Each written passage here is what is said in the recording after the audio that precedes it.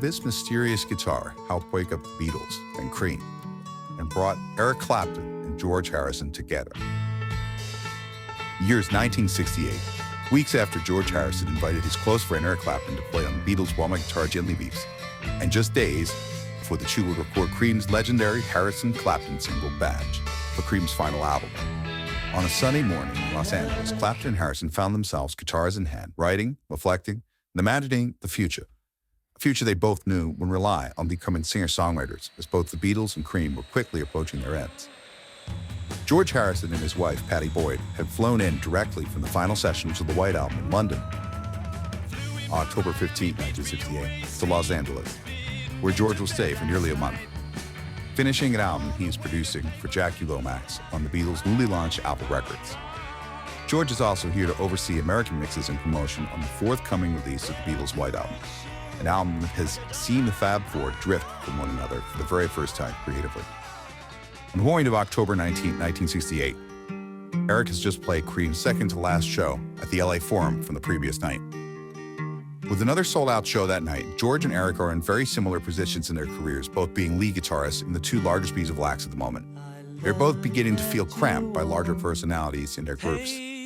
While Hey Jude, the Beatles' massive single released weeks before, is at that moment holding the #1 position in the Billboard charts, George has not written a hit single for the group. Tracks of some renown, like Taxman and If I Needed Someone, have been consistently relegated to album tracks. John Lennon and Paul McCartney having taken the majority of the lead vocals and songwriting duties up until this moment. In Eric's world, Jack Bruce leads vocally in Cream and draws his personal songwriting further and further away from the blues-centric rock and roll Clapton has long desired to be part of.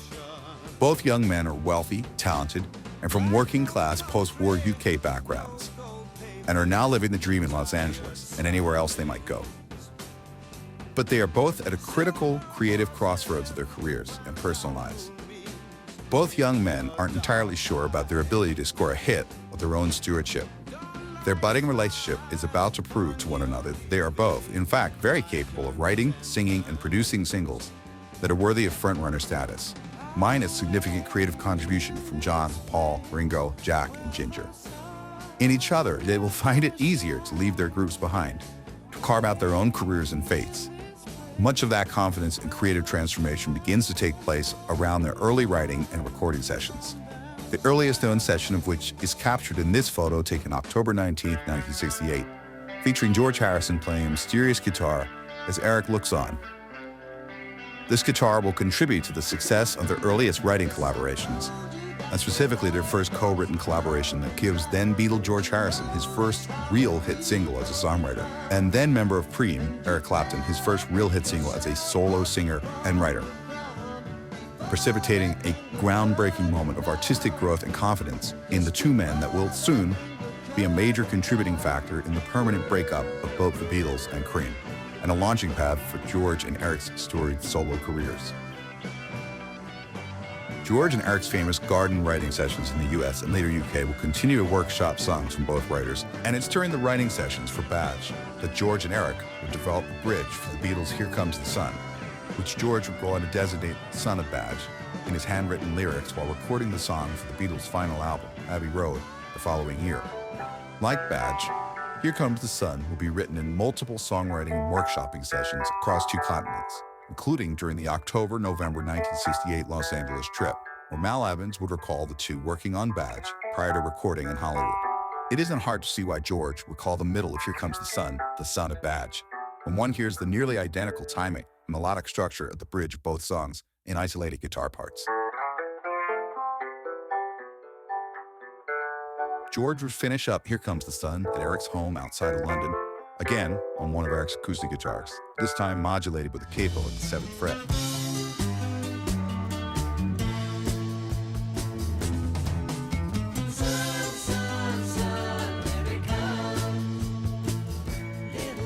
From songs like Cream's Badge, the Beatles' Here Comes the Sun, Something For You Blue, Harrison's solo, Isn't It a Pity, All Things Must Pass, Clapton's Let It Rain, and Bell Bottom Blues, many others. This moment in time and the era that followed marks the early start of one of the finest and selfless creative collaborations in music history. a complete departure from the transactional creative partnerships both Eric and George had known with their respective groups. Sharing songs became a deeply personal, religious experience that would continue their whole lives until Harrison's death in 2001. And support in building songs could be emotional, literal, or both, never scorning the other's creative writing endeavors, even when many of them happened to be inspired by the same views. The two would go on to tour together and refer to each other jokingly as husbands-in-law, in what was now infamously known as the greatest love triangle in music history. It is sometime during this leg of the LA trip that Eric will acquire this rare 1913 Gibson-style O acoustic guitar, enshrined in Netflix's Eric Clapton Life in 12 Bars documentary. An already elderly guitar at that time, and the model of guitar that would have been well known to both Clapton and Harrison as the primary instrument of one of their guitar-playing idols, Big Blue Brunsey. Extremely rare today, and especially in 1968, even in the vintage guitar capital of the world, the original cost of the Gibson-style O in 1913 would have exceeded $200, impossibly expensive for 99% of musicians of the era. Rarer still, the 1913 model that Eric picked had already been through over half a century of use and disrepair. The guitar is believed to have gone immediately to a Hollywood luthier and former Gibson employee, Milt Owen, who specialized in Gibson archtop guitars of this type. By the time Clapton shares the guitar with George Harrison on October 19th, the metal tailpiece has already been replaced with an extremely unique L4A Gibson tailpiece from the mid-century. It is this unique tailpiece for place tuners, forensic contour, wood grain pattern, and filter matching analysis, along with the serial number and historic provenance that confirms the same Gibson style O today. Photo taken during this time and published in November of 1968 in the New York Times shows Clapton holding the instrument with the binding towards the end of the fretboard lifting. Binding repair is still visible at this point. The guitar is in perfect playing condition today with low action, a fast neck, and excellent intonation owing to the luthier work performed on the instrument half a century ago. Today, this mysterious guitar is owned by the Victor Company and held at His Master's Voice archives in Camden County, New Jersey, having been recently decommissioned by the company's studio musicians who have been using it live and in studio for projects related to its Victor, His Master's Voice, and Bluebird record labels, entirely unaware of its past. But that's not the end of this story. By the middle of 1968, George wants to return to honing his guitar playing and songwriting, something that took a backseat after a number of years studying Indian music and Eastern philosophy during the earlier flower power era. George's embrace of Eastern philosophy has seen him drift not only from John, Paul, and Ringo, but Patty as well. At this time, Eric wants to break free of Cream and become a songwriter, singer, and producer of music in his own right. It's during this era their creative partnership is born and cauterized by their shared experiences, mutual respect, and love for one another that transcends the very personal and professional squabbles that would soon collapse the Beatles and Cream. He and Eric could be seen at Morgan Cree's final show at the LA Forum in a private yard drinking orange juice and workshopping music to one another. Eric only slightly nervous about the upcoming recording session of he and George's not fully finished song. Cream's Badge will be recorded in a few days and will, for the first time, feature he and George on guitars and a co-writer that isn't Jack Bruce, with himself on the lead vocal. The two overview Badge prior to the session, and that night, George attends Cream's final LA Forum concert with Patty and Jimi Hendrix. Felix Pappalardi, Cream's producer, is present to record the show for their final album that night. During this show, Eric utilizes the Gibson ES-355 for several songs, scene held by Eric opposite George in a garden photo in the morning of the concert. On the 20th, Eric and Cream leave to play San Diego and return to Los Angeles October 21st for the sessions at Wally Heider Hollywood Studios, where they will record Badge with George Harrison and Cream's producer. On the 24th, Cream leave the West Coast to play the final shows of the tour in wrapping up their final American tour dates with a show in Grove Island, November 4th, 1968. Harrison continues in Hollywood recording, overseeing the American White Album mixes at Capitol Records, producing Lomax's album and making an appearance on the Smothers Brothers show to celebrate the massive success of the Hey Jude single, which was #1 for 9 weeks prior to his appearance on the show. George visits Frank Sinatra at a recording session and the Doors while they track for their forthcoming Soft Parade album. In what is undoubtedly the most productive, creative, and ultimately influential period of his career to this point, George spends the rest of his time in California heading to the West Coast film premiere of the Beatles' animated classic Yellow Submarine. Starting the recording sessions for one of the world's first electronic albums, Electronic Sound, which he would release the following year, He and Clapton spend time writing and jamming with Donovan, Jackie Lomax, and Jefferson Airplane bassist Jack Cassidy at his ranch's home in Beverly Hills, while attending parties and award ceremonies. And during their trip, Harrison and Clapton clothes shop, guitar shop, and car shop, with Clapton reportedly purchasing several American cars to send home. Enamored with an entirely new concept to the music industry during the early sessions for electronic sound, Harrison acquires a brand new $10,000 Moog synthesizer, which he, Paul McCartney, and John Lennon used to great effect on the Beatles' forthcoming and final Abbey Road album, one of the first large albums to include such an instrument. Finally, George oversees the release of a soundtrack album he produced earlier in the year titled Wonderwall, which would later go on to inspire the Oasis song by the same name. Clapton returns on numero 5 to Los Angeles to pal around with George, a relax in Los Angeles, staying with close confidant of Harrison and Clapton, Alan Pariser, until he departs for Cream's final shows at Royal Albert Hall and the final recording sessions for Goodbye. Clapton's host between the 2nd and 3rd weeks of November, intended for Clapton's vacation time following the grueling travel schedule of Cream's farewell tour, was Alan Pariser. George had introduced Clapton to Pariser earlier in the year, and the two had become equally close friends. Around June of 1968, Pariser had been given early pressings of an album by the band, at this point called The Crackers. Bob Dylan's former touring and recording unit had finished their first album, and after rebranding themselves the band, released their groundbreaking Music from Big Pink album in August of 1968. It was a strong signal that psychedelia was ending. Clapton was enamored with the album and the group, and particularly the laid-back blues Americana-based songwriting that Cream had, up to this point, entirely stayed away from. Clapton's adoration of the band wasn't isolated, and it was at a house party that summer of 1968 at Alan Pariser's that Clapton revealed to Robbie Robertson of the band that Music from Big Pink was why he wanted to end Cream and move forward with his career, and George Harrison followed suit. So enamored with this sound and vibe shift, Clapton is believed to have immediately searched for older acoustic instruments that better embodied what Music from Big Pink represented as a new direction for rock, Americana, blues, and country music.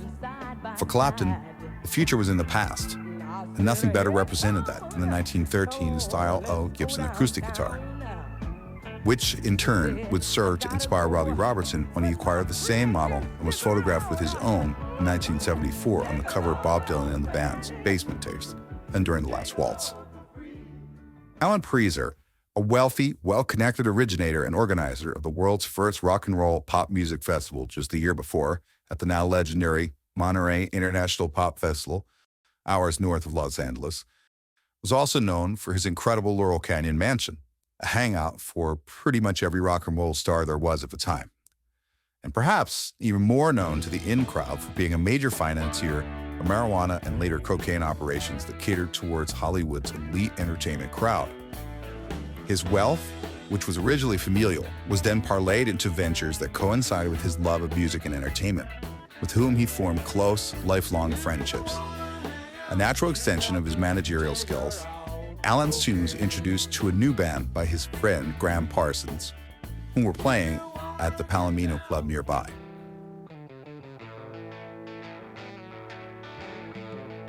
Delaney and Bonnie, a husband and wife-centered group, were made up of Delaney Bramlett and Bonnie Bramlett, who were putting on shows that were in the midst of flower power in 1967, entirely dismantling the happening, swinging 60s psychedelia in favor of a truly blues-based Americana, no-frills, pure passion style of rock and roll that was quickly being seen by the music world as the future of the industry. Pariser signed into a management contract and soon got them to their first record label deals. Not long after, Pariser was singing their praises to George Harrison and in turn Eric Clapton. George believed this group to be a perfect artist for the Beatles' new Apple Records and moved quickly to secure them to a record label deal along with their band, Leon Russell, piano, Carl Radle, bass, Bobby Whitlock, organ, Jim Gordon, drums, Jim Price, trombone, trumpet, Bobby Keys, saxophone, Rita Coolidge, backing vocals, Jim Keltner, percussion and drums, and on some occasions, J.J. Cale or Dave Mason on guitar. The record deal didn't exactly work out due to Delaney and Bonnie already being contracted at a label, but during this time that George Harrison began to sing the praises of this new Americana down-home rock and roll sound that Delaney and Bonnie were pioneering in the music world. Groups like Delaney and Bonnie on the West Coast and the band on the East Coast and many more newcomers would help saddle the flush of flower power from rock and roll. And a large part of it happened between the soon-to-be collaboration of George Harrison, Eric Clapton, and Delaney Bramlett. While the Beatles were starting sessions for their ill-fated Get Back album, later called Let It Be, at Twickenham Studios in London. Across London, Eric was in the process of forming the ill-fated Blind Faith, a supergroup consisting of himself, Ginger Baker, Steve Winwood, and Rick Reg. The group set out in the spring of 1969 on their first concert tour. Months earlier, George Harrison urged Eric Clapton to take Delaney and Bonnie on tour with him during the 1969 Blind Faith Tour of America, to which he obliged, having fallen in love with their sound. It is unknown if Clapton heard but did not meet Delaney and Bonnie during his October-November 1968 Hollywood trip, but both Clapton and Delaney agree their first handshake meeting was during the opening of the Blind Faith Tour at Madison Square Garden in New York City, July of 1969. As it turned out, Clapton detested the Blind Faith Tour, feeling it to be deeply unsatisfactory musically and too high pressure. Eric and Delaney struck up a close friendship in which Eric began joining his opening act on stage as their guitarist every night of the Blind Faith Tour. Soon, Clapton and he would ride the tour bus together. Clapton often choosing to forgo flying or traveling with members of Blind Faith. By the time Blind Faith had ended its tour of America, Clapton was convinced Delaney and Bonnie and Friends were the band he'd always wanted, and eventually he'd have them. Delaney Bramlett was incredibly experienced musically. He was aware of studio production and engineering techniques and arrangement concepts that were on the level of top producers of the day. Better yet, his love of American blues and rock and roll meant he could translate those things into saleable music for the changing music scene. Eric became convinced that Bramlett could likewise help him push forward into his own career apart from Cream or Blind Faith. At some point, Eric and Delaney recovered the Gibson Style O, and given that Eric was effectively a permanent member of the household, Clapton was encouraged to keep his guitar and any other personal belongings he wanted at the Bramlett's home. There, the Gibson Style O was used in circle writing and jam sessions between the two during the build-up to the sessions for Eric Clapton's solo debut album produced by Delaney Bramlett. Clapton returned to Los Angeles again and to the Bramlett household to record the Delaney, Bramlett, and Leon Russell written single Superstar, later recorded by the Carpenters, which would become Delaney and Bonnie's most enduring hit in the fall of 1969, and one of the most well-known songs of all time. And in November 1969, Clapton told UK press that he would bring Delaney and Bonnie to his home in the UK, where he and George Harrison would join the band for their tour of the UK and Europe starting December of 1969. Clapton Harrison would be featured on the album Delaney and Bonnie and Friends featuring Eric Clapton and George Harrison.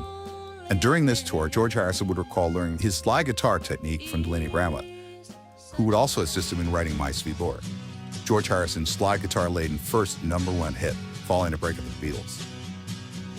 During the tour with Delaney and Bonnie and Friends, George gifted Delaney Bramlett his Fender Rosewood Telecaster, used on the Get Back, Let It Be rooftop concert, Abbey Road sessions earlier in the year.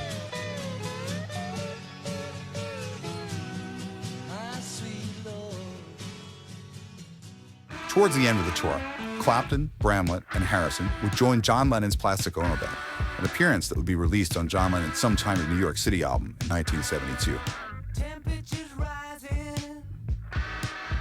Besides being a critical songwriting tool in Los Angeles with Clapton in 1968 to 1970, the 1913 Gibson Style O would go on to become a staple of songwriting circles between not only Harrison and Clapton, but Clapton and Bramlett, and finally Bramlett and other guests stayed at the Bramletts while visiting Los Angeles during the years of his ownership. Visitors to Bramlett's often outdoor guitar, singer-songwriter circles included everyone from Duane Allman, Graham Parsons, Dave Mason, and reportedly Jimi Hendrix. Delaney and Clapton would go on to finish writing and recording Let It Rain, a significant Clapton solo hit, and sourced the songwriting talents of Delaney's former guitarist J.J. Cale for the Delaney-produced arranged After Midnight, which would become Clapton's very first top 20 solo hit in 1970. The band on the album would again be Delaney and Bonnie and Friends, with Delaney producing the record for Clapton and coaching him in everything from vocal strength to mixing techniques. Following the 1970 tour of America, where Clapton, Delaney and Bonnie and Friends had already started workshopping new songs, sounds, and riffs for Clapton's follow-up album, Clapton would return to the UK to continue work on what would become his new band, Derek and the Dominoes, made up entirely of Delaney and Bonnie's band, and their debut album, Eric's second solo album, Layla and Other Assorted Love Songs, an album written largely about Clapton's future wife, Pattie Boyd, his best friend's future ex-wife, with whom he'd fallen madly in love. Delaney's band had defected to the UK to join Clapton, only to find that Clapton was not quite ready or able to help them find the work they were promised. Thinking on his feet, Clapton suggested the group head to George Harrison's home, where musicians, including Eric Clapton, built out and recorded the large majority of Harrison's legendary triple album, All Things Must Pass, the very first Beatles solo album hit #1 following the breakup of the band in 1970. By 1971, Clapton had fallen deeply into substance abuse. He made a brief appearance at Madison Square Garden for George's concert in Bangladesh and soon went into hiding as he battled his addictions. Delaney and Bonnie went on a few more tours, including one with Duane Allman and another with Janis Joplin and the Grateful Dead. They did a few more albums and divorced following a tumultuous come-down from the whirlwind successes of the 1968 to 1971 period. Delaney battled addiction and personality swings that alienated him from Clapton Harrison, holding for at least some time a level of anger towards losing his band members to Eric's Derek and the Dominoes, as well as Joe Cocker's Mad Dogs and Englishmen. Through 1970, Delaney would workshop songs and ideas of his band, which would soon become Derek and the Dominoes under Clapton. And he'd even play live with Derek and the Dominoes following the release of Layla and Other Sorted Love Songs in November 1970. Still highly influenced by Delaney and Bonnie, and made up entirely of his four-band rhythm section, Layla and Other Sorted Love Songs would go on to become one of the most celebrated albums of all time. While Delaney would claim the situation lost him over $100,000 of critical work, the group needed to move forward. Delaney formed another band and continued to tour alongside Bonnie, until Bonnie left the situation altogether. Clapton would later recall that Delaney's inebriated and increasingly bitter state made him nearly impossible to work with during a Derek and the Dominoes show on November 20th, 1970. Following the deaths of Jimi Hendrix, Jim Morrison, Janis Joplin, and others, Delaney, Bonnie, and Clapton would all fall deeper into depression, substance abuse, and all three fought for many decades valiantly to conquer their demons from this era. Having had a few negative exchanges via phone and letters in the years that followed, it is believed that by the time Clapton remembered the 1913 Gibson-style guitar having been left at Delaney's, he determined it probably wasn't worth the stress to reignite his fraught relationship, given Delaney's penchant during that time towards aggression, verbally, physically, and legally. Delaney would have the guitar repaired again locally in the years that followed, and gifted the guitar to his mother in hopes that she would take on the instrument in addition to her singing.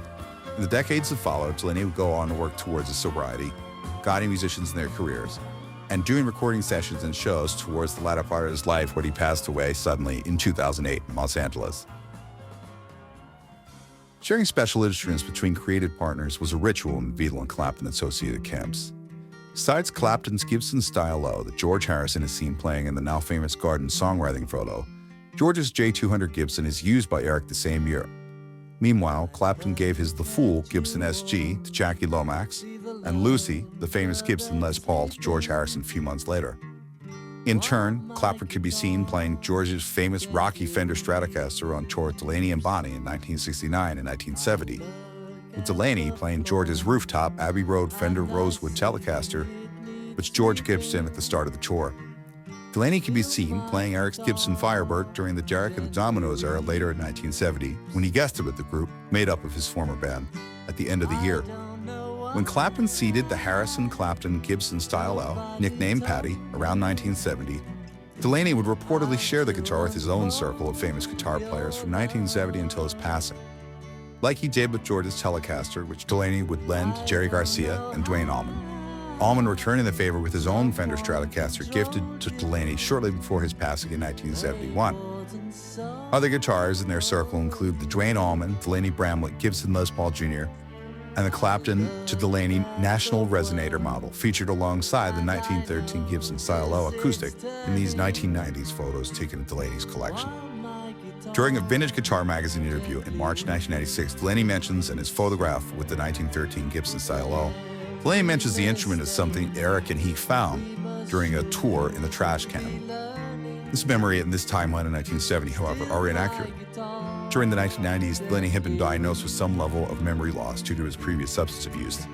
It is believed he either misspoke, confused the model with the National Style-O Resonator, which Clapton and Delaney acquired during the 1975 Faith Tour, or may have been trying to obfuscate the origin of the instrument, given that it was Eric solely. In 2025, Patty, the nickname of the Clapton Harrison Delaney owned or played 1913 Gibson Style-O acoustic guitar, had one more magical happenstance when, having been sold by Delaney Bramlett's estate through Julian's Auction's house, the instrument found its way to musician Grandma Alexander, a music producer, singer-songwriter, and the head of the director company, His Master's Voice in the USA.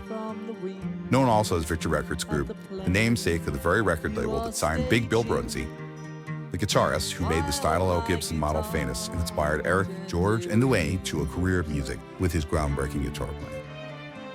And that's how this mysterious guitar helped wake up the Beatles and Cream and brought Eric Clapton and George Harrison together.